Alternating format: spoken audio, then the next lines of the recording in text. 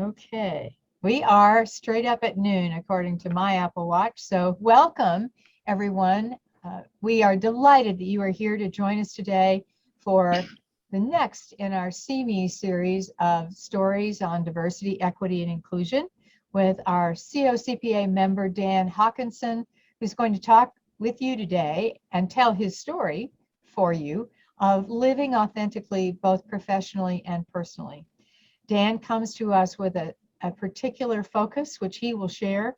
I'm not going to take up his time with giving you all kinds of things that you need to hear from him rather than from me. However, just know that we really appreciate your participation and encourage it. These programs are built so that the speaker will share the story and then open it up for questions, observations, reflections. Again, you are welcome to put those in the chat or to unmute yourself, raise your hand, and say what you'd like to say. So with that, Dan, I'm going to invite you to get us rolling. Tell us your story. All right. Tell my story. This is very exciting to be here talking with everyone. When I did the run through, I asked how many people might be on the call, and I just said, what, 15 to 20? I mean, there can't be that many people interested in hearing about me. And it was like, 57. So I'm like, well, I better make sure I have this a little bit interesting so that people can come out of it with something. So yes, we're going to get into who I am, and we'll just keep rolling from there. So this is me. This is me and my dog, Gracie. She is 14 and a half, almost 15. So she is my baby. There's going to be lots about Gracie, a lot more pictures coming up with her, which will be fun. I'm a senior tax manager here at CBiz. I've been here for about 7 months. It's been absolutely wonderful. I'm starting my 15th tax season. So I've been doing this a lot for a while. I have way more gray hair than when I started 15 years ago, which is all part of the fun. I'm a diehard Vikings fan, which also contributes to my gray hair, because if anyone that knows NFL football knows that being a Vikings fan is painful and a roller coaster at all times. Again, I have 2 golden retrievers. Chance will be coming up in this next picture. And I have been with the same guy for almost 7 years. His name is Wayne. So here's some more pictures. You can see the wild beast Chance in the middle. He is just a 100-pound lap dog, bundle of fun. So you can see the other picture of the 2 dogs. That's actually one of the first times Grace acknowledged Chance and teaching him how to go down steps. So it's one of my favorite puppy pictures of them both. And then Wayne and I, during COVID time, we bought a house out in Aurora. It was something fun to do during COVID. We designed it from the ground up. So we're sitting there doing a lot of design. He took care of most of that because I'm a tax guy. I just do numbers. I'm not that creative. So you'll see that as we go. I actually had a big shout out to Laura Oswald for helping me put these slides together, because without her creativity, this probably wouldn't have looked this good. I mean, pictures would have been there, but it's helpful to have really creative people on your team, which is great to have that support and that camaraderie in the office. So we're going to go into here. Here's today's goal, because I'm a tax person. We lay things out, we do it in goals. We try to structure stuff, right? So the goal is highlight the importance of being able to live authentically both at home and at work. So as we go along this talk today, I'm going to mix in my experiences. I'm going to mix in my stories, and we're going to try to wrap it back into, why I think it's important to always be your true self in every area. We're going to talk about, some important issues in the LGBTQ community, which I've completely glossed over that because I'm just used to talking to people that know me. I am gay. I'm a tax manager, and I've been doing, 15 years in this business. It's not an easy business to be an openly gay person. It is today versus when I started 14 years ago, and we'll talk about that as we go along. So we're going to mix in some LGBT topics. We're going to talk about some stereotypes. We're going to talk about what's an ally. I had no idea what an ally was when I was first coming out. I had no, I'm like, what is this? We're going to talk about pronouns. We're going to mix that in a little bit. My pronouns are he, him. I'm a guy. I identify as a guy. It's okay to call me a guy. But if you don't know someone's pronouns, don't assume. So we're gonna talk about that. Inclusive language. I'm gonna do my best to not use you guys, and thank you guys for being here, because that might not include people. If you don't identify as a guy and you start out a presentation by saying you guys, you can kind of alienate yourself. So it's kind of little things like that that we don't always think about. And going into, in my spot in my career, we do a lot of proposals, a lot of presentations, and using inclusive language is very important. Just say, welcome, hello friends, glad you're here. So we'll mix some stuff in as we go. I like to move around a lot. I talk a lot sometimes not. So we'll see where we end up. But to get started about my life, we have to get back into the very beginning, which is not super exciting. All right, because I grew up in a small town in Morris, Minnesota. Now I can say small town to this group because I know a lot of us are from bigger cities, Denver, Minneapolis, Chicago, wherever you are. If you say small town in my college, you'll be with a bunch of people that came from towns of 50 people. Morris, Minnesota is 5,000 people. So to them, Morris is a big town. So it's just perspective of the group that you're talking to. Growing up, I was born in Morris. I went to kindergarten in Morris. After that, moved up to Fergus Falls, a little bit up the road for a couple of years.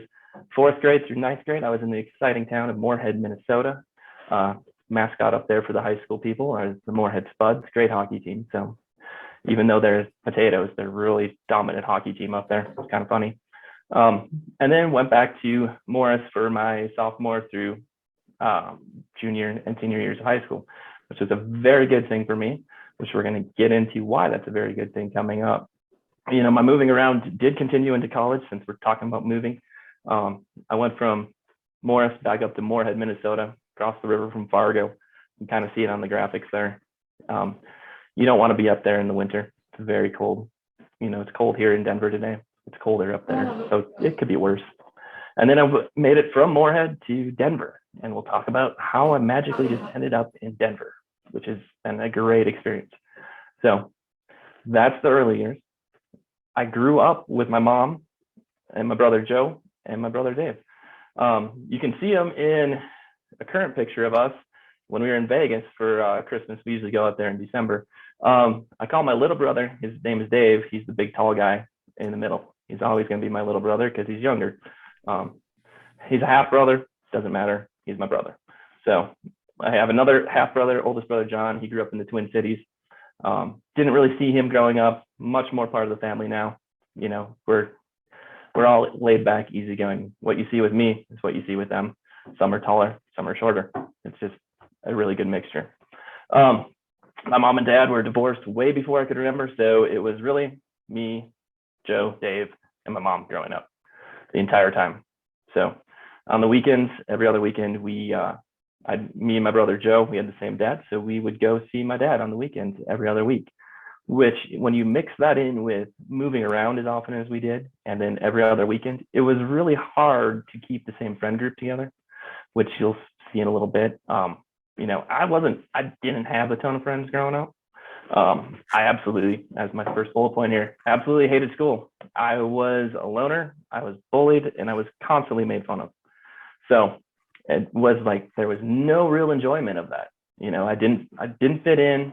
I always felt different. Looking back at where I am today and who I am today, I can kind of see why I always felt different. I fit into a whole different group of people now, which I love, and I can't imagine it being any different. But it's kind of, back then it was really hard because mom didn't have a ton of money. So we were always, we didn't have the fancy new Nikes every year. We didn't have the fancy jeans that all the kids were wearing, or the everyone's favorite trapper keepers back in the day, which most kids today would have no idea what a trapper keeper was, but that was just us. So we had to make do with what we had. These pictures over here are all these schools I had from kindergarten through 6th grade. The one that's in black and white, that is the only picture of George Washington Elementary in Moorhead, Minnesota I could find. It no longer exists. It was tore down like 10 years ago. So actually 3 of these schools aren't even above ground anymore. It's kind of funny how that works. But yeah, I moved around a lot. I didn't fit in. I wasn't part of the athletic group. You know me now, I don't run. That's not my thing. I hated school, so I wasn't really, in the geek club that loved debate and loved all these other things. That wasn't me. I definitely wasn't in the popular kid club because we didn't have money to, fit in. So it's just kind of out there, and that was my experience in grade school. And, it did make me who I am today.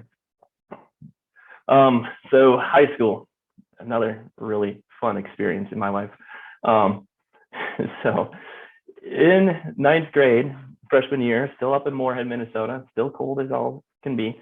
I, at one point, missed about 25 consecutive days of school. I was just done, and I absolutely could not imagine going back. I somehow passed physics that year with a D-. I think he felt sorry for me, so I am very grateful to him because I didn't have to do it again. But it was kind of funny. I was just a number. I showed back up after ninth grade, missing all these days of school, and they're just like, here's all the tests you missed. Try to get them done soon. Know why, know what's going on. We didn't, growing up in my family on mom's side, love them all to death. We're not very open about things. We don't talk about emotions. We just, get it done. And it's fine. Anyway, I was really struggling. Made it through ninth grade somehow. Don't really know how. Then that summer, some family things led to us moving back to the hometown for 10th grade. Really, one of the reasons, excuses, whatever we want to call it, is my grandpa on mom's side that year got diagnosed at first with really bad allergies. Turned out to be a very aggressive form of lung cancer. And so this is back in '98. They don't have as many treatments as they have today. Anyway, we went from allergies to him passing away in 6 months. Well, we were in process of moving back to take care of him or help take care of him. So the move was still on, but it was, there was a lot of emotion, a lot of stuff going on. I was all about moving back because I just needed a change in my life.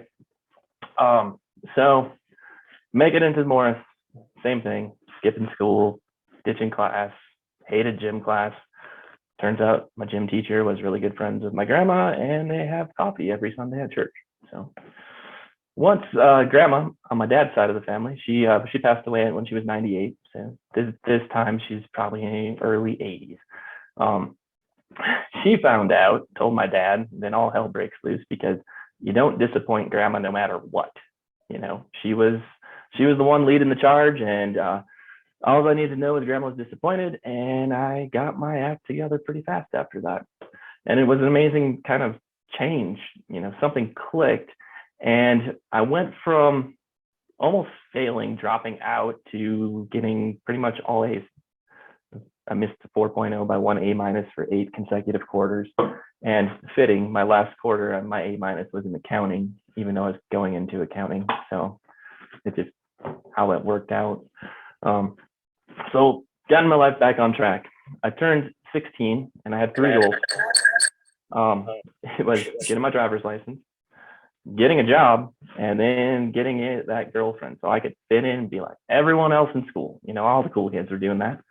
So that's what happened. And so we've moved on. I met all my 16-year-old goals. Man, I was like living the time of my life. And I got my first job. First job ever was at McDonald's. Was absolutely terrible. Burnt my arm really bad, and I was like, I am done with this. And I was there about 2 months, and I went and worked for the local grocery store, which is where, again, all the cool kids were working. That's like the place. It was the greatest thing ever when you got your Willie's Super Value jacket for the year. I still have one now. You'll see me wearing it in the office some of the days. Something to look forward to, Cpa's crew. And in the process of working here and, becoming one of the guys, I had my first meeting of anyone who was openly gay. And at this time, like, this gay thing wasn't even a potential possibility in my mind. I was one of the guys. This was not why would I think this? Well, this guy would always come up to me in the grocery store as I was stocking shelves or carrying out groceries or whatever, and we'd have a really good conversation. And I'm thinking nothing of it. He's a super sweet guy. He still lives there today. And then one day, out of the blue, as we're talking, he hands me his business card, He was a counselor advisor at the local college. My hometown has a branch of the University of Minnesota, and he was one of the people that worked out there. Anyway, on the card, it had this big old rainbow flag, LGBT at that time, advisor, and I'm just like, wow, this guy's actually gay. I'm really hoping no one saw me take this card right now, because being in a small town, even of 5,000 people, everyone knows everything that's going on, and people like to gossip. Even today, when I go back, I haven't lived there for 20 some years. I still know almost everyone that's working at this grocery store. I still know a lot of people. I still get talked to everywhere I go there. So, it was like, wow, this guy just gave me this card. These people are going to see it. They're going to think I'm gay. So from that time on, anytime he'd come into the store, I would make sure I was not available to talk. Pretty much went around ignoring him. And, it's definitely not one of my proudest moments, looking back on it. And, being the person I am, not a lot of friends, introvert, shy. Having no idea what being gay meant, it scared me. And, I do talk to the guy now. We kind of laugh about this. So it all worked out. But at this time, I was terrified. And I would always remember this, my grandma, who's 98, who I loved her to death. When we were growing up, she would tell this story about how grandpa would see these two guys holding hands walking downtown, and he was absolutely disgusted. So I was tying that in to this experience with the guy at the grocery store, and I'm like, okay, this is not, I have to distance myself. I'm not going to be outed in this way. And so, again, not one of my proudest moments. So with that, I finished high school, went to college up in Moorhead, Minnesota, transferred to grocery stores because I was all about these grocery stores. It's so much fun. Got to meet so many people. And, it was my form of working out, stocking shelves during snowstorms and holidays. Tons of fun.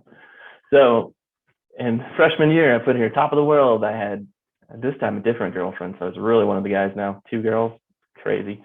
But it still didn't feel right.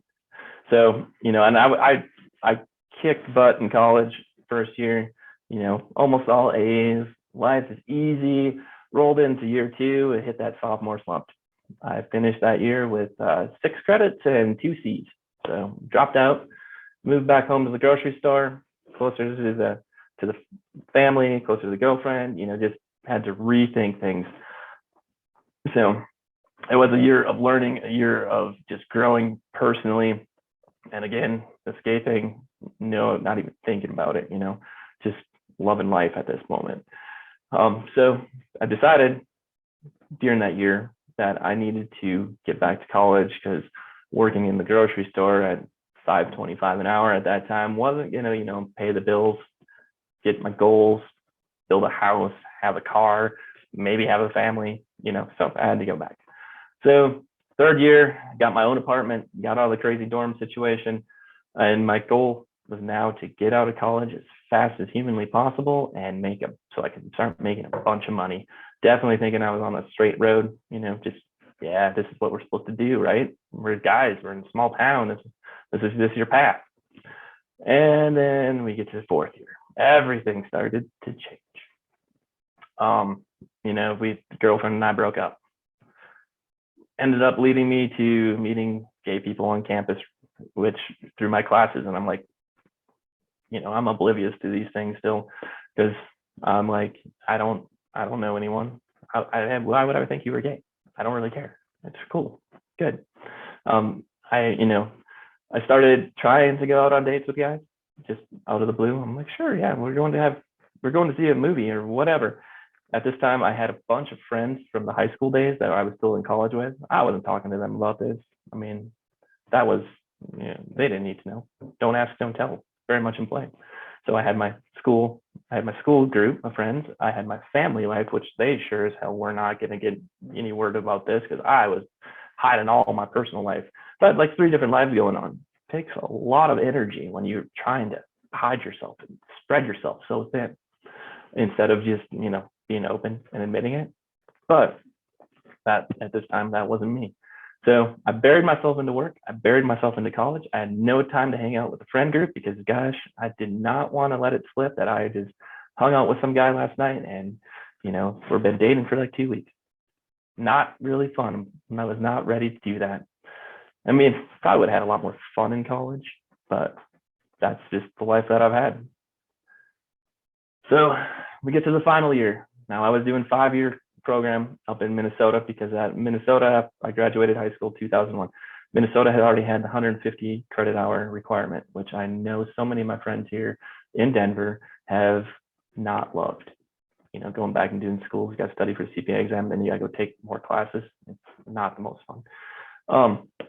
So getting to my last year of college, last semester, I met this guy. First time I ever truly fell in love with a guy.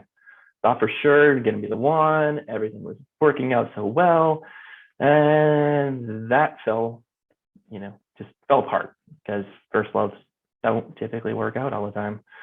And things when that fell apart, everything started spinning out of control. I was hiding myself from my work family. I was hiding myself from my actual family. I was hiding myself from my friends. And I, was trying to figure out the scathing on the side. So now I'm like living 4 different lives, just like all this craziness going on. And I one day walked into the business school last semester, it was about to kick off.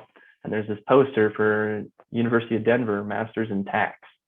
And I'm like, well, I already knew I was going to be a tax guy. This is how my crazy accounting career, I knew from day one of college I was going to be a tax guy. I'm still a tax guy. So like 20 years of knowing you're going to be a tax guy. But I saw this and I'm like, well, that sounds fun. I've never been to Denver. I never really even left Minnesota. We had gone down to Orlando a few times for vacation, but so I'm like getting on a plane the very next, like 2 days later, this was still when it was cheaper to fly. So you could do 2 days flight, leave right away, no COVID stuff in sight. And I came to Denver and I'm like, I'm moving to Denver. I knew within a week of seeing that poster that I was moving to Denver. And it just so happened, it let me run away from all my problems in Minnesota. I was like, move to Denver, everything's going to just magically get better. Yeah, still a lot of work, still a lot of things going on. But in Denver, I was here for the year. I did my master's in tax program at the University of Denver in 1 year.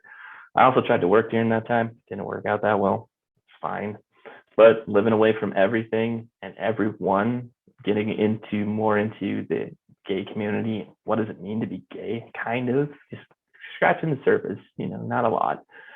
But 4 months of being here is when I finally had my first, real me gay relationship. And we, 4 months after we started dating, we moved in together, finished the master's program in a year, and then went through all these interview processes at DU, like meet the firms and all these different things. And, a Big Four comes in and puts on their suit and tie. And I'm not a suit and tie person, so that turned me off. But randomly got into this Moss Adams presentation where these guys were just wearing sweatshirts and came in and talked to us. And I'm like, this is really cool. So I ended up taking a job. First professional job was out in Seattle at Moss Adams. And my boyfriend at the time, he was ready for a change of scenery. And he decided, he's like, yeah, I'm going to move with you. I'm like, sure, why not? His family wasn't super excited about it, but we ended up in Seattle for 2 years. And it was definitely a growing process. It was learning. It's trying to figure out what the heck it even means to be a tax professional or a professional in general. You sit there in college and you get all these high level things, but it doesn't get you ready for busy season. It doesn't get you ready for, paying bills and all this other stuff. So, new relationship, new city, new profession. It was very intense. And then working a ton of hours with a boyfriend that has we have no family out there. And so working a ton of hours, him being isolated, not super happy. Everyone at work knew him as my roommate because, I wasn't out to anyone. And this whole idea of being gay, I was still getting myself okay with, let alone I'm getting into a new job. I don't want to be labeled as this new gay guy. I want to be labeled as this new guy that can, crush a tax return super fast, which I was pretty good. apparently I was on the fast track, but we'll get to that. So I thought I was doing like amazing at hiding myself at work. Turns out one of the admin guys had really much better read of things, and he came over to me one day in the office, and we were just talking away, having coffee, and he's like, "Hey, I know Eric's not really your roommate, and just so you know, so and so partner, he's nice to work with, but he's really not okay with that. So to get through career here, just try to keep it on the down low. Just focus on work. Leave that stuff out." And it was my first experience of the culture of don't ask, don't tell, don't leave your personal life at the door when you walk into the office. And work has to be work at all times, and your personal life is at home at all times. Like this clear separation. And so it like terrified me that this admin person picked up on this, because I thought I was doing such a great job of hiding. And hearing him say that, it like scared me, because at this time in the accounting world, the real estate bubble had burst, and there was a lot of layoffs going on. So now I'm like, I definitely don't want to be labeled as gay. Don't give them a reason to lay me off, because probably would, because why would you? So I went down a whole bunch of reasons to just bury myself in this old world accounting firm. And I will say, I call it the old white man accounting world. And I don't mean that as offensive. It's just, that's kind of the way it is, and used to be a very, very old white man profession. Okay. It's not a very, depending on what firm, I know the big four do a lot better about it, but smaller firms, yeah, it's just this whole new idea.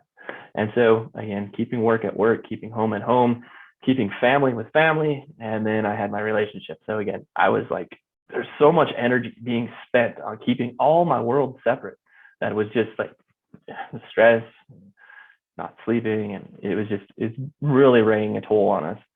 And so a decision was made that we needed to move back to Denver. Boyfriend wanted to be closer to the family. Seattle life was tough, always busy. We're always on the go. Seattle's a really cool place to visit. For me, was not a good place to live. So made this decision. We're going to go back. So I start interviewing.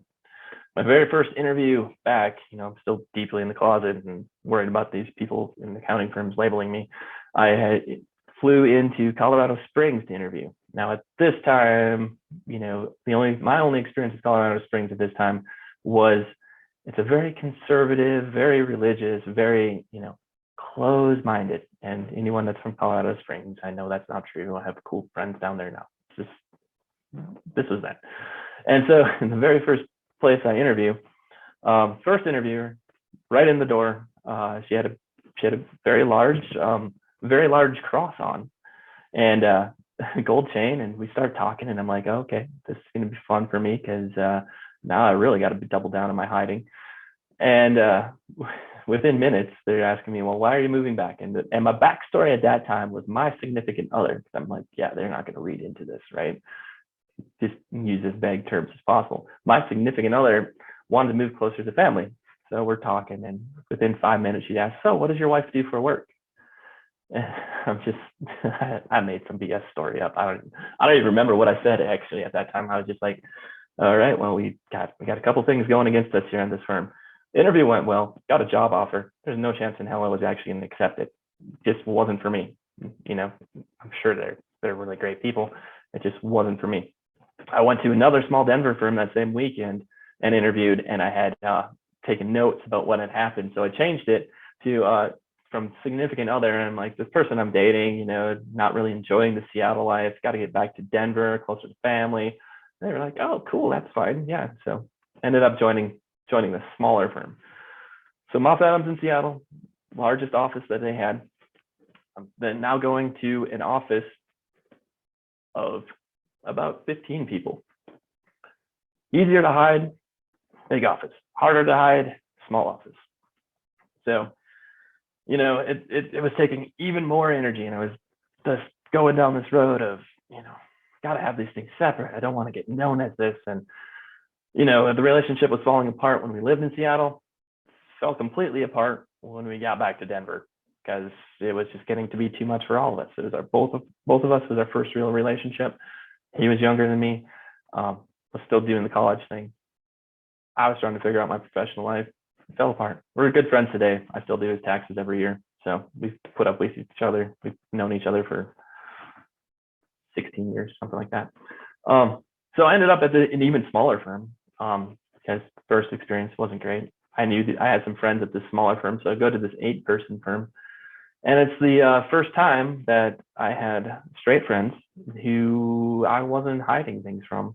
Now, the boss and a couple of other managers, so like 3 of the 8 people, yeah, we didn't talk about it. Don't ask, don't tell. Just come in, get your work done, live your life outside of work. Totally fine. The rest of them I didn't hide from, and at this time I didn't know what allies meant. But it was really my first experience with allies. I'm still friends with them now. We lose track of time, and as we all do, but we're still friends. We're still colleagues. But again, it's that whole idea of work is still at work, home is still at home. So you're having this clear separation. You're not being your real true self. I spending all this energy like making sure the clients don't know I'm gay because I don't want to be the one blamed for a client leaving, right? And then the relationship fell apart. So I'm now have my own apartment, just me and Gracie hanging out, trying to study for this horrible CPA exam. And Eric was my friend.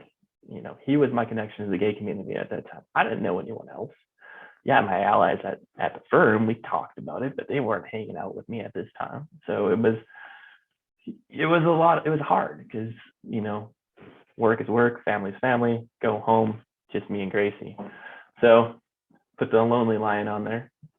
Nature's way of reminding you that you're not pretty, fun, or smart. Again, I've been bullied a lot in my life, and I've felt like that many times growing up. So I totally get it. Had to put it on the slide and leave home drama at home and work issues at work. Clear separation, right? If you have clear separation, everything just is going to magically work out. Doesn't really work that way. So Gracie in this time becomes the center of my world. So these are a bunch of pictures of me and Gracie. They span from her being snow-covered pictures, she's about 1.5 years, to picture in the middle, she was probably 7. She's almost 15 now, so she's been with me a long time. She's the one that got me through some really, really dark days. I faced a lot of darkness, and having her there, having her to vent to, I mean, she probably heard all kinds of stories that she never wanted to hear, but dogs are great listeners, and they don't usually talk back. So it's she got me through a lot of stuff, and yeah, I don't know what I would do without her. But she had a stroke. Side note, because this is what I do side stories. She had a stroke last September, and she's now doing just fine. She can still beat up Chance if she wants to. It's kind of funny. So going through these dark times, I finally, out of the blue one day, met my mentor, and his name is Larry. He's still a good friend of mine, even though we don't hang out much. But it was this random CPE for You class at the University of Denver. Turns out he's a tax guy. We clicked, and eventually he became my guide to the gay community of Denver. Now, it took him a lot of convincing to convince me to come out of my shell because I was shy. I was an introvert. I've been picked on. Why would anyone want to hang out with me? But from day one, Larry kept pushing me, right? He pushed me into the community. I met so many people when I did finally hang out with him in 1 week than I had known my previous entire life. And it was a community of welcoming. It was a community of being open, being honest. And at this time, he also gets the credit of being my person to navigate my way through a bar and even order drinks, because I wasn't much of a drinker, which I know some of you find hard to believe right now. I made it my whole college career without drinking. So met Larry. I now teach the master's class on drinking. Different story, but yeah. Okay, anyway, let me turn this. Anyway, friends from the office started joining us on our weekends out. So I had allies joining me on the weekends out. First time ever. I still did not openly discuss my life in the office. I heard plenty about everyone else's spouse and kids and everything else, but I wasn't there yet. It wasn't the place for that. And so, it was really a fun few years just learning and experiencing so many different things. And Larry and I have been through a bunch of stuff, and I love him to death. And yeah, it's been great. So during this time, I was also studying for the Cpa exam. finally passed it. Thank God. My goal was to pass it when I turned 30. I had my license 4 days before I turned 30. So with that, the small firm I was at did not have, I think it went along the lines that, congratulations, you passed the CPA, but we really don't need a manager. And now at this time, I'm like, well, I got my CPA, I'm going to make a bunch of money. So that led me to taking a job back in Minnesota, which ran for the money. Not a great move by me. It was a brief return to Minnesota. It was a culture shock because this firm I went to, I was at a small firm here. Minnesota firm I went to was a much even bigger old white man culture. Okay, it was make sure you have a suit coat and a tie on the door, because if a client comes in, you got to dress up and you got to meet these people. And I'm just like, this isn't me. This isn't what I do, And it was charge hours all the time. It was all these charge hours, and it was a very family and religious talk, and asking me why I wasn't married yet, and oh, you just haven't found the right one. She's going to come around when you least expect it. Don't worry. And it was just stuff like that. So I went from having allies at the firm in Denver to now closing myself back into the shell again that I had worked so hard to get out of. And also, I was, I spent almost every week with my family. Wasn't exactly out with most of the people in the family. So it was really just, I was really missing my gay family in Denver. I was missing them all. And they were missing me. They kept talking to me, why'd you move? And I'm like, I don't know, I'm an idiot. And to the graphic, it was also the coldest start that year to winter since 1978. So it's a good excuse to get out of there. I made it a few months there, came back to Denver. So I had a new job, had a new apartment, back to my gay family. I'm like, I'm absolutely loving life right now. Still wasn't open at work. The new firm, very much don't ask, don't tell. But at the same time, they were, they kind of knew. We just didn't talk about it. It was okay. It was the old white man club again. And I was able to fit right in because I put my head down, and by God, I got so many tax returns done, and they were loving me. So I became one of the good old boys really quick. So I fit in, and then one day I went back to Minnesota. It was actually cousin Anna's high school graduation. She's the beautiful one in the picture with all those weird looking guys. It was at her high school graduation that I was talking to my cousin Paul, and he was struggling in Minnesota and he wanted out. So I recruited him to the Denver firm. And this is the first time I'm like, awesome, it's gonna be great. And then I'm like, oh shoot, he's gonna figure out that I'm gay now. All right, well, we'll deal with that when we deal with that. The new firm, we had a great group of younger coworkers. Yeah, there was no hiding from the younger coworkers. We'd go out drinking. No one gave two whatevers if you were gay or not. We were just having fun. We were enjoying life. It was great. I even went on some Vegas conferences, which being part of the good old boys club, I heard many stories and I kept my mouth shut because I wasn't about to open my mouth and tell them how gay I was. It was still fun. I enjoyed it. I love all those people that I used to work with there. And the Vegas trips were a ton of fun. But then this is when Paul joins the firm. Again, first real family member that I truly opened up to that I was gay. And he's sitting there and he's like, are you messing with me? Because you know so much about football. I mean, this doesn't make sense. How could you be gay? I mean, you know all these things. And so I'm just like, you can be gay and know about football. You can be gay and know about sports. You can do all these things. And it was just, kind of an eye-opening thing, which gets me into this next slide, stereotypes, kind of a sidebar.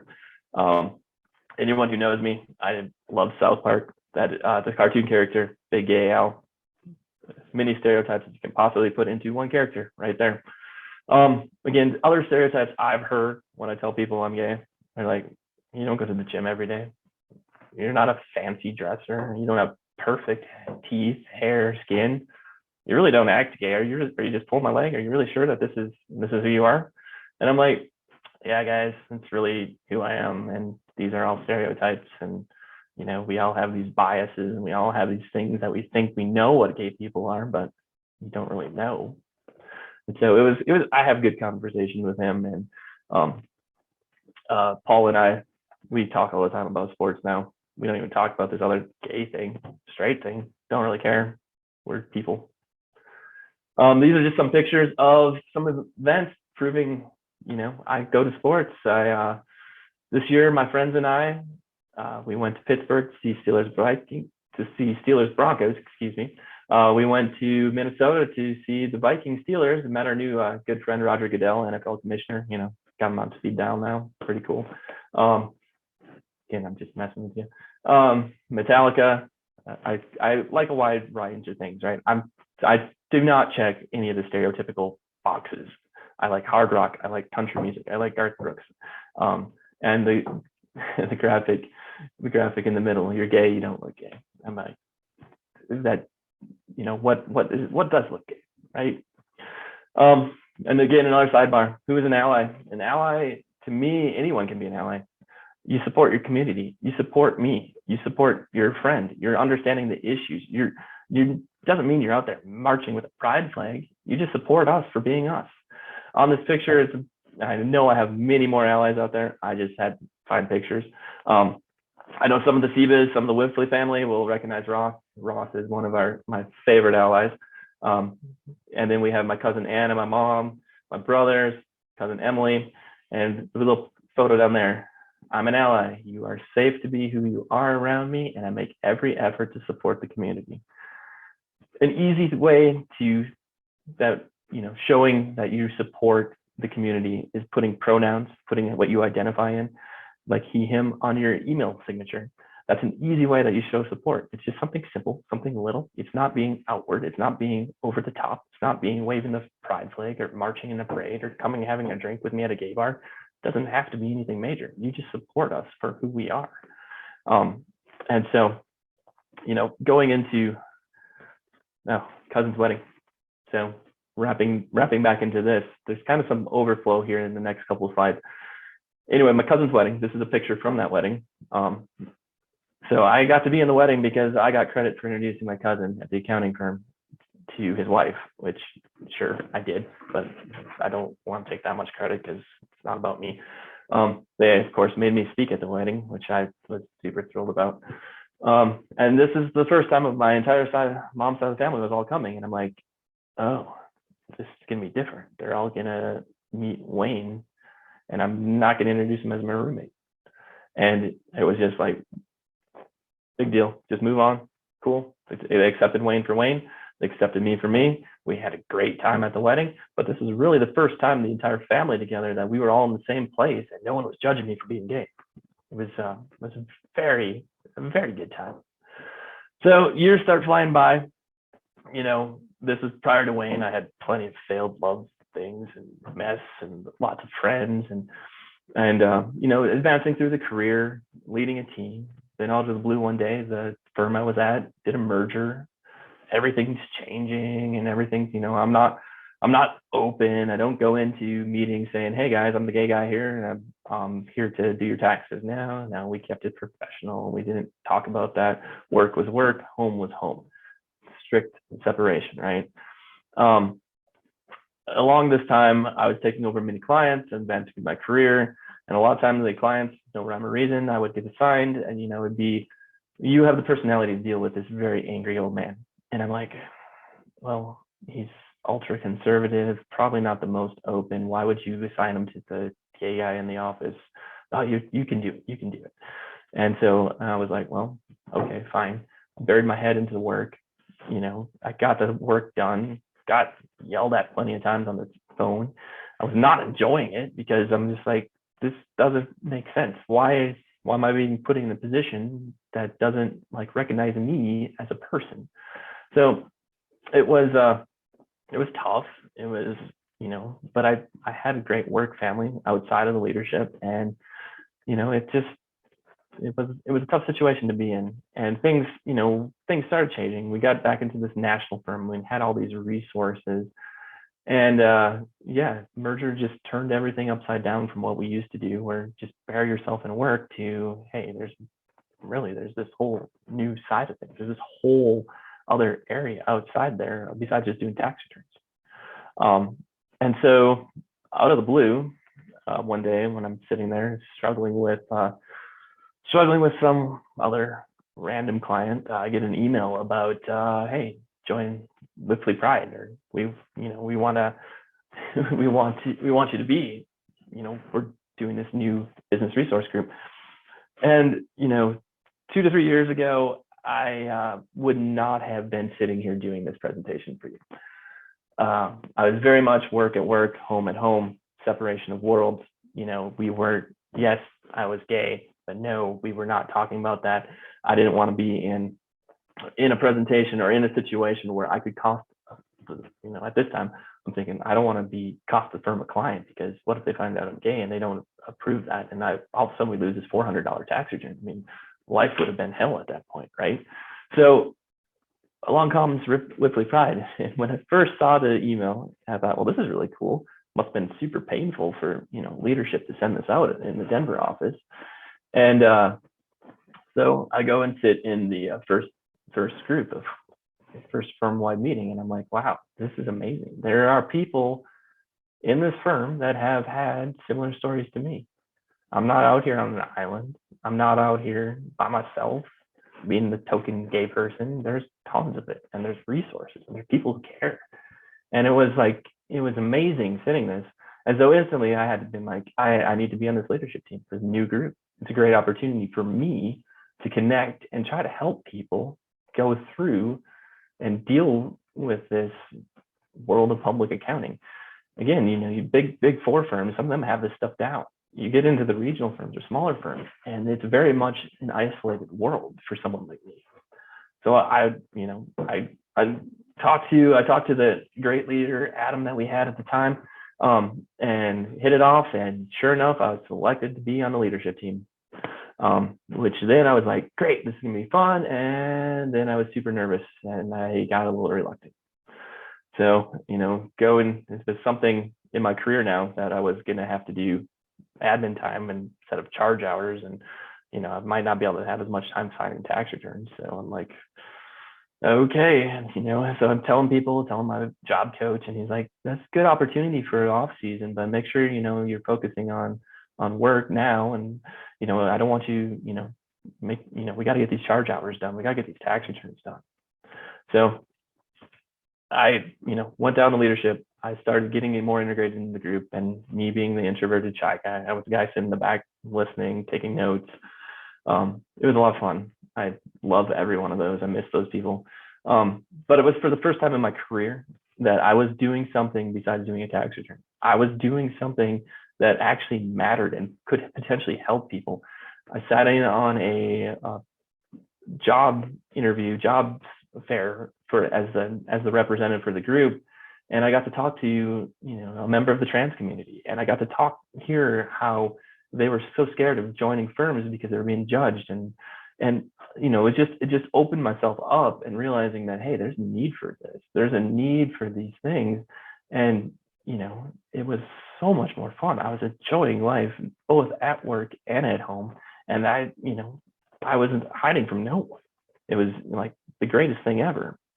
And so, it gets into this professional awakening. I went from telling people that when you come in the door, leave home at home and focus on work. Now I'm like, you can't do that. We're people. If something at home is bothering you, it's going to bother you at work, and it's going to affect your job. And so in my team, I would ask them from day one, I'm like, what do you like? What do you do? What motivates you? And I could, you work with people long enough, you recognize when something's going on, and you have these conversations, and you find out that, hey, moving, money, doctor issues, life, there's all kinds of things that change and lead to people not performing as well. And if you don't ask the question of why, and you don't try to understand why something is going on, you lose people along the way. People don't feel that connection to you. I have an amazing team, and it's really been great. And we connect on not only professionally, but personally. They trust me, I trust them. We hide nothing back. And so doing this pride thing and doing all this, it led me to, reevaluate my career and what was important to me. Yeah, I can do taxes. I'm really good at that, but I need something more in my life. I needed to see that I could make a difference someplace else. And so I went looking for that. And I found that. And, that's where I'm at today. I'm over here at CBIS. And so things that mattered to me was open, transparent office environment. You have to have leaders that encourage, and when they sit up and say something, they actually follow through with it. From day one here, they knew I was, about my Pride experience. They knew that D&I, mattered to me, and they supported me for it. From day one, when they heard that I was going to do this today, I had the leadership team asking me if there was anything that I needed to do this presentation to my best abilities. It was amazing, to have the support, to have these people in place. And, it's been a great change for me. But, along the way, there's no, I want to make sure I say that, no firm is perfect. I love every place that I've ever worked. I'm enjoying life here. I'm getting opportunities to do this today, which again, 2 to 3 years ago, I would have never been doing this. I was terrified of myself. But that's just me. And so, I found something different in the profession, and I'm loving it. These are some pictures of me and Wayne together. Again, I have friends in all areas of the LGBTQ community. The middle picture is us with drag queens and kings. It's a lot of fun. During Christmas, we had a couple extra dogs visiting us. Wayne is much more the cook. I'm the one that benefits from that and gets fat. So, this is where I am today, and I don't hide this from anyone. Not anymore, because life is too short and life needs to be fun. My best friend Albert, our other friend Kevin, friend Rich, the great drag queen Miss Venus and Miss Richard. This is my family. This is my Denver gay family. This is who I am. This is what I love doing. And, taxes help me do that. I go from I work so I can go hang out with all these fun people, and I enjoy it every day.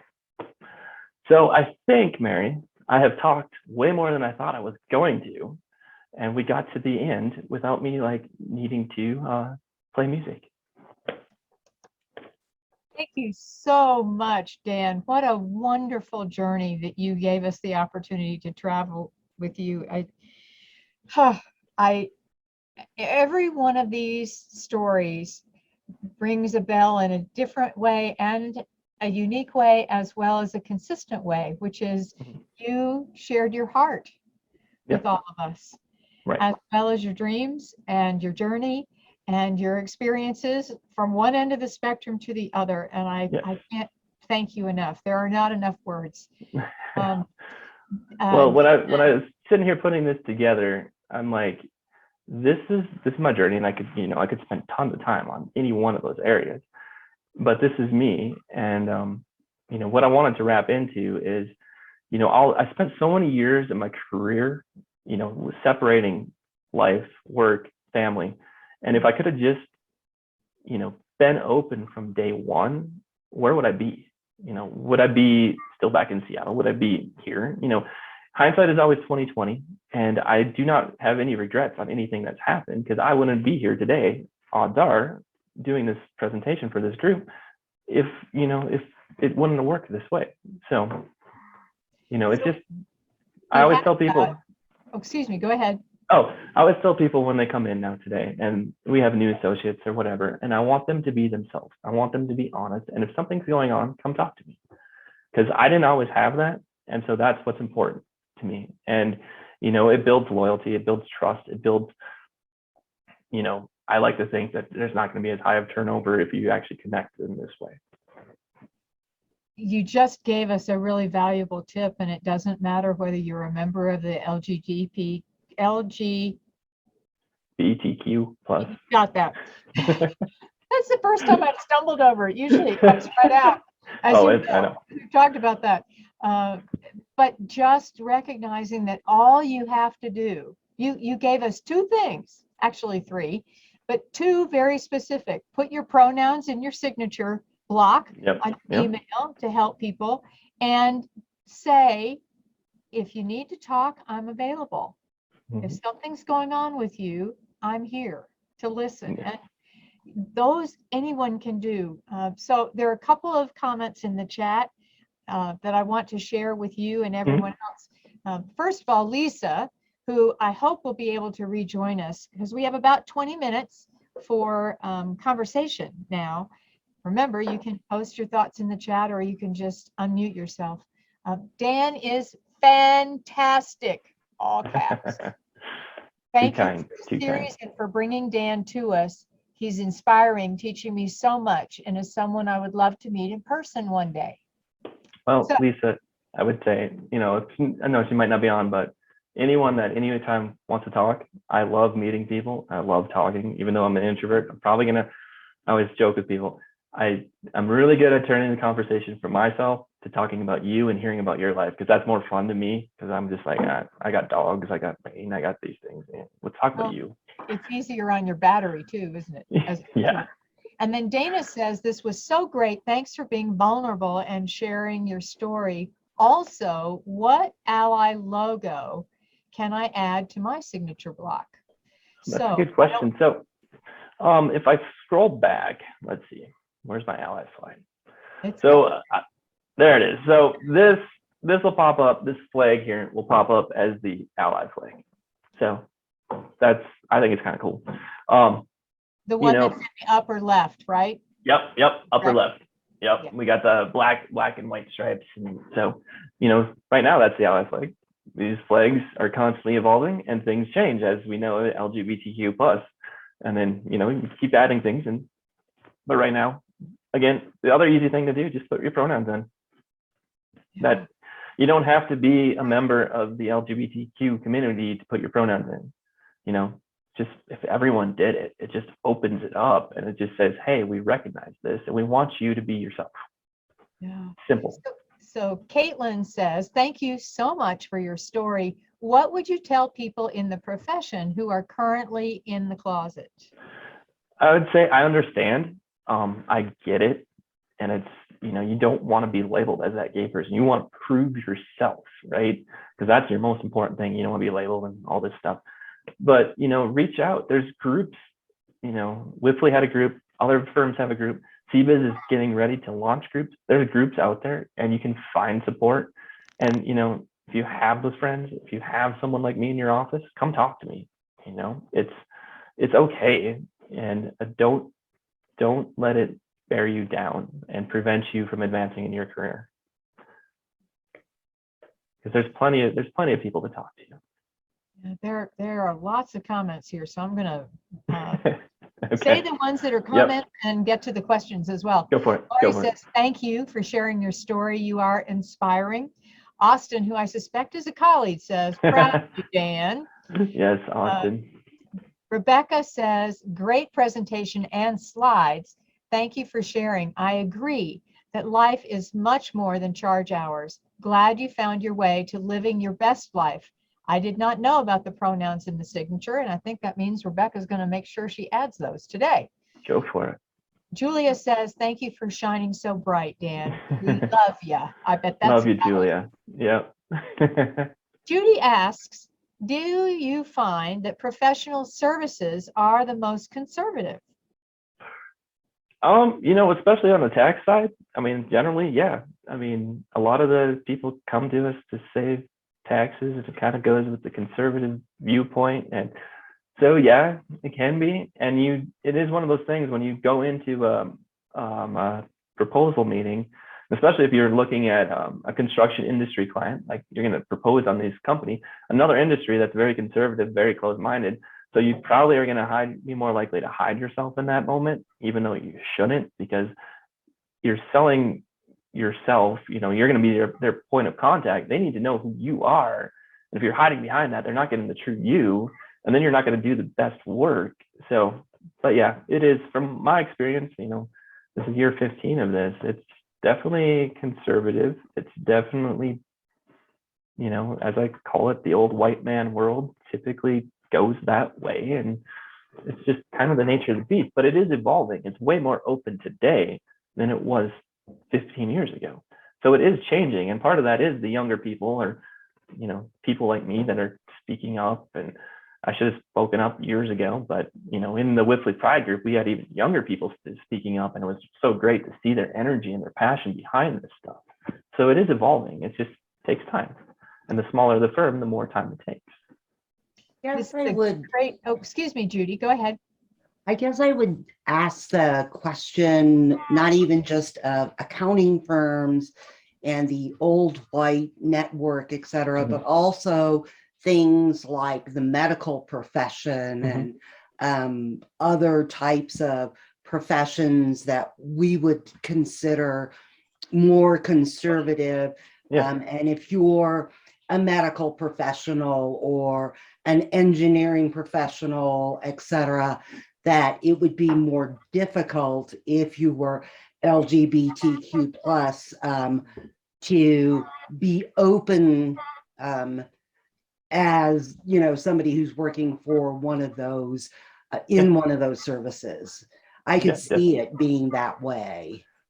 Well, it's hard for me even just like when I find a new doctor, just checking the box, I'm like, oh, I don't know this person yet. What are they're just gonna instantly judge me because I checked a box that I'm gay in the doctors. I mean, there's still some uneasiness there. And there's also some great resources out there you can go to and find LGBTQ friendly doctors. So Yeah, um, that's a great Oh. segue, if I may.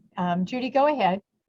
I'm sorry, Mary, I don't mean to keep interrupting you. I'm just thinking That's that, as a patient looking for a doctor, there are going to be certain biases mhm. from a patient who wants to find a doctor that isn't in the LGBTQ plus community that's going to Right.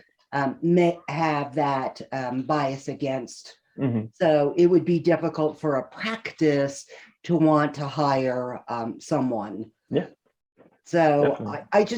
I think it's a shame, but I could see how difficult it would be for someone who is openly lesbian or gay or bi or whatever the case may be, to be open when they're going to interview for that type of position. So I just, like I said, I think it's really, really a shame, but Mhm. But and it it's would very much cause part of it. yeah. And Erin asks a terrific follow-on question to what you all are talking about. She says, Google Business will let you indicate in your profile that your business is LGBTQ plus friendly. I feel ambivalent because I don't know if it's helpful or pandering. Well, what's your take, Dan? It can go both ways. I mean, it really depends. I know that things out there, and I know there are some people in my group that only search for businesses that are friendly, and I know there's other people that, for them, if they saw that, they're going to run as fast as they possibly can from that place. So it's like it's still a fine line. It's better than it was, and then we kind of got crazy for 4 years, and then now we're getting kind of better again. But it's a very delicate thing. I mean, I have no problem identifying that way, but I've seen people, you have the cake shops that like to get in the news for fights, right? And it's still very delicate. It's still you have to find the balance out there. And there's really no good answer to that. I say if you're proud about it, just go for it. There's plenty of people out there that will support you. There are lots of additional comments here, Dan, I want you to hear. Teresa says, great story, Dan, all in caps. Thank you for sharing. Ross, who I suspect was at one of these events with you, says, Oh, that Ross. was a really fun weekend we had. Oh, yeah. One of your colleagues, Dan, says, we love working with you. Thank you for your leadership. Ross also said, sorry he had to leave for another meeting, but he loved your presentation. Sharon says, great job, Dan. I admire your courage and miss you. Oh, Sharon. Yeah. Mike says, thank you for sharing. Great to have you on our team. Go Vikings. Thanks, Mike. You have to be thinking about next year. Oh, yeah. We're already there. Yeah. Mindy says, thank you for sharing your experience. Suzanne says, I learned a lot today. Thank you for that. And Judy, thank you for adding. You are absolutely amazing, Dan. I have the greatest admiration for you. Oh, thank you. So, I have to admit that when we were planning the series, this was the one area, as we discussed it within our diversity, equity, and inclusion working group, that I was concerned about finding someone to be the speaker. for several reasons. One was, oh my gosh, who do I know who is out and willing to talk about it? Right. Because Dan, as you have put it so eloquently, there's a lot of work is work, private life is private life, etc. And how lovely that we had so many people who said, I want to know more about that. So I have a couple of Awesome. questions for you while other people decide if they want to ask something in addition. Have you told your grandma, and how did it go? Well, my grandma passed away before we had the conversation. Ah, So she would have absolutely loved Wayne, though, because she was a talker, and Wayne, being from Mississippi, Southern gentleman, he talks. They would have loved each other. My grandma that's still alive on my mom's side loves Wayne. Like at the wedding when she first met him, my cousin's wedding, I think they each drank a bottle of wine together. So yeah, it's, you know, everyone loves Wayne. It's really cool. Circling back on, you know, trouble finding someone to do this presentation, you know, I found the group, the DE&I working group, thanks to Caitlin O'Neill's presentation back at the end of July, which was an amazing presentation. And so that's what led me to reaching out. And then when I've heard that, you know, I was the first LGBTQ member to join, and then we were struggling to find a speaker, I'm like, I know a lot of cool accountants, but, you know, it's one of those things. And so I was, you know, I'm like, sure. I'm really happy and honored that I got to be the person to do this story, because, you know, it puts me in a different spot. It gets me out there and says something different. I'm not just up here talking about taxes all day long, which I could do that too, but no, and, not as and fun. as you reminded us, we don't know that you're the first member of our DE Right, and that's working true. group who is a member of the community. You are the person we know. Right, exactly. And I think that's a powerful thread throughout your story, that we don't know most of the time unless you or Caitlin, in her example, just say, this is who I am, this is what it means for me, this is how Right. I am in the world. And it's a risk, right? As well as requiring a huge amount of courage, which is what I especially appreciate every time you and Caitlin and Judy Thomas, who is here with us, share what it's been like for you. You open up the hearts of all the rest of us who get to participate in this way. It's hugely valuable. So I want to go back to a couple of things that you said early on. But I also have to say, if you need help with covering your gray hair, let me know. I know how to help. How Good to brave know. of you as well to build a new home from the ground up during COVID. Oh my goodness. Oh, So it was fun. I can only imagine. I was curious if there were any special or unusual challenges that you and Wayne had, separate from what we might all figure, like supply chain and finding workers and such, that made you feel like, okay, this is happening to me because I'm a member of the gay community? You know, I don't think so. I mean, you meet Wayne and myself unless you ask us if we're gay, because like even the neighbors, it took them quite a few months. They just assumed we were both like straight bachelors living together. So again, stereotypes. We don't check many of the stereotypical boxes. But I did not see any. I mean, there's been times now dealing with warranty work and things like that. Like in the month of June, we had a couple pride flags out, and I'm like, is that why these painters aren't showing up? Is that why this is happening? You know, I'm not one of those people that likes to go down that road, but you know, it does cross your mind. But specifically, I don't think so. I think it was just COVID. It took, you know, there's so many delays, supply chain, construction crews getting completely wiped out for 2 months because they all caught COVID. Yeah, it's just a mess out there. Yeah.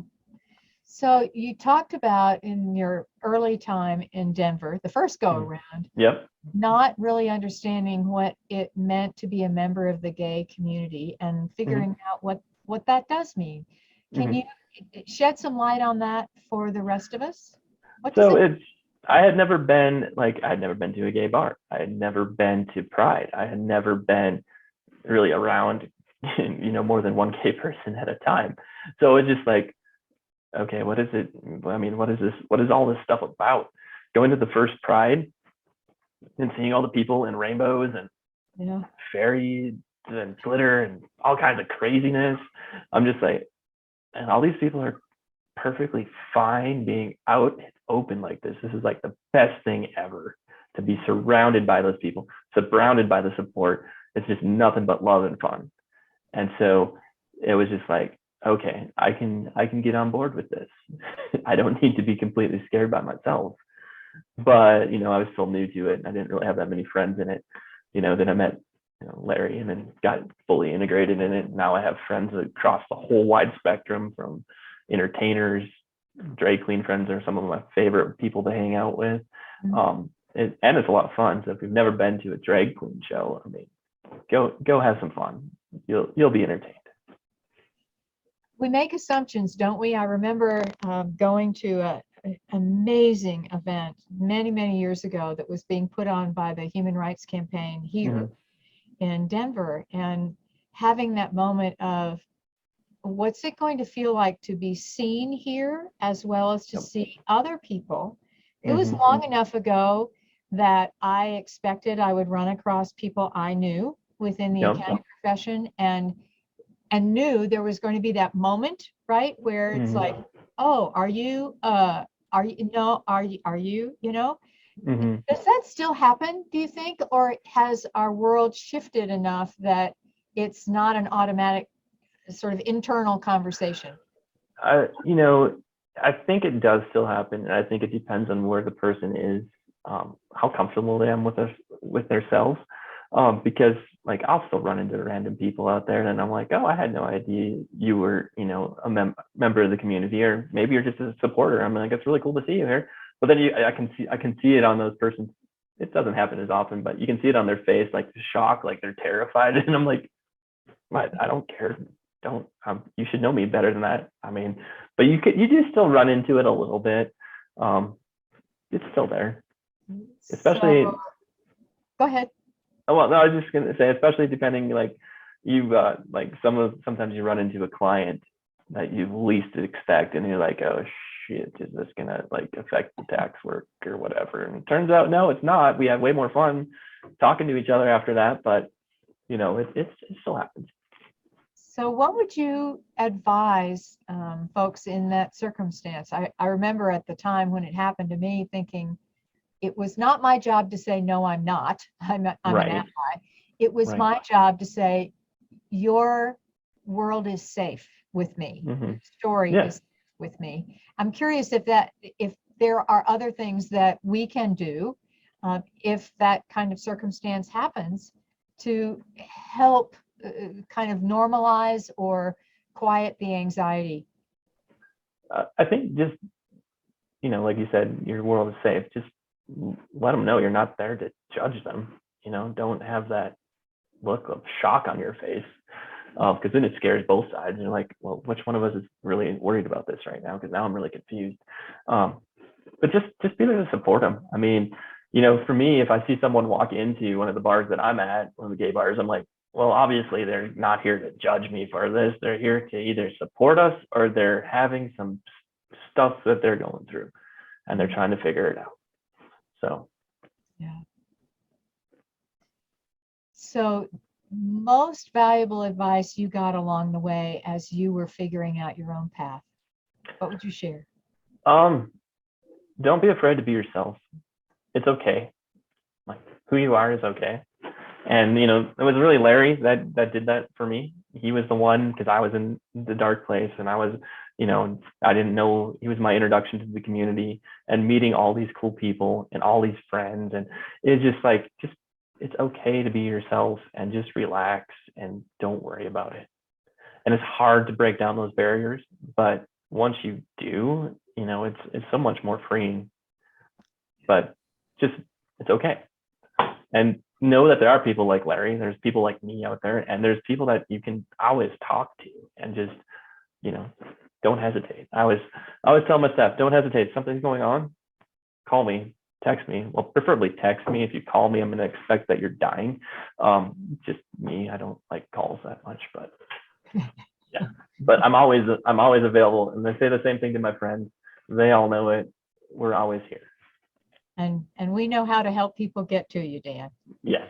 Thank you so much for your storytelling today, for your time, and for your being out there in the world helping everyone Yeah. get more and more compassionate every day about how our differences bring us together, right?